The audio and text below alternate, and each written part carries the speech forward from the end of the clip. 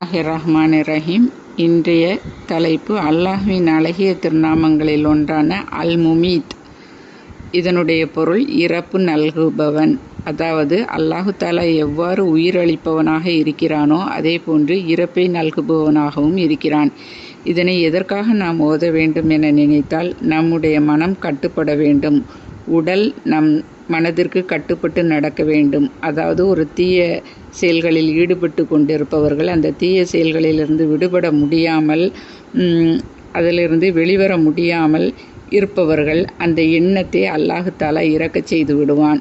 அதாவது இதனை ஒரு நாளைக்கு பகல் நேரம் முடிந்த அளவுக்கு ஓதிக்கொள்ள வேண்டும். உறங்கச் செல்லும் வரை ஓதிக்கொண்டிருந்தால் மனம் நமக்கு கட்டுப்படும், உடல் நமக்கு அவ்வாறு செய்ய அனுமதி கொடுக்காது. நமக்கு சில எண்ணங்களை அல்லாஹு தாலா மறக்கடித்து விடுவான். அதாவது அதுதான் இறப்பு நல்குபவன் என்பது. தீய இச்சைகளை அடக்கி ஒடுக்கிவிடும்.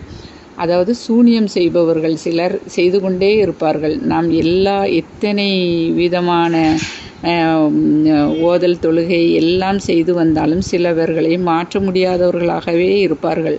அப்பேற்பட்டவர்களை இந்த அல்லாஹ்வின் அழகிய திருநாமங்களில் ஒன்றான அல் முமீத் என்பதனை ஓதி வந்தால் இந்த சூனியம் பலிக்காது.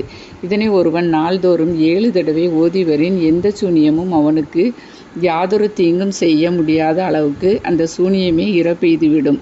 அதாவது விரோதிகள் யாதேனும் நமக்கு பொல்லாங்கு செய்து கொண்டே இருந்தால், கந்திஷ்டி அதே போன்ற ஏதேனும் ஒரு நயவஞ்சகத்தன்மை உடையவர்களாக இருந்தாலும் இதனை நாள்தோறும் நாம் ஓதி வருவதன் மூலமாக அதிலிருந்து நாம் விடுபட முடியும்.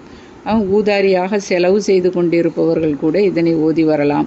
அவ்வாறு செய்திருந்தால் அந்த செலவு செய்யும் எண்ணம் நம்மை விட்டு நீங்கிவிடும். இன்ஷா அல்லாஹ். தலைப்பு பிடித்திருந்தால் லைக் செய்யுங்கள், ஷேர் செய்யுங்கள், சப்ஸ்கிரைப் செய்யுங்கள்.